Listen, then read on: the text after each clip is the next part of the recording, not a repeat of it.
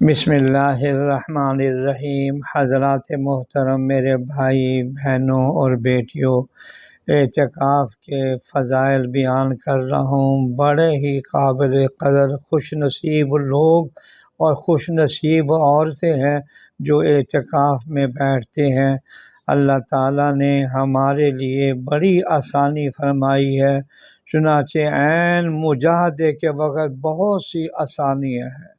چنانچہ اعتکاف میں یہ سہولت فرمائی کہ اس کو مسجد میں مشروع فرمایا کہ خلوت در مجلس کا مضمون ہو جائے۔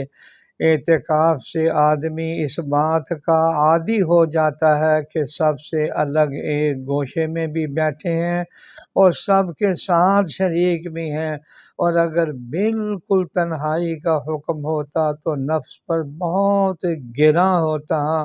پھر اعتکاف میں یہ بھی حکم نہیں کہ کسی سے نہ بولو نہ ملو، بولنے اور ملنے کی بھی اجازت ہے۔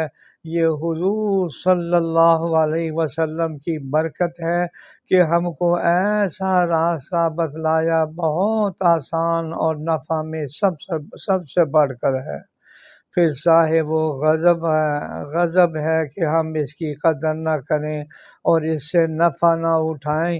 یہ وہ طریقہ ہے جس سے نفس کا تزکیہ ہوتا ہے، نفس کا گند باہر نکلتا ہے، اور جس پر اللہ نے فلاح کا، کامیابی کا، جہنم سے خلاصی کا وعدہ کیا ہے۔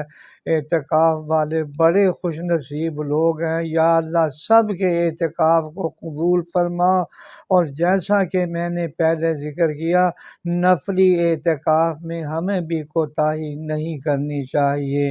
اللہ ہم سب کو توفیق عطا فرمائے، آمین۔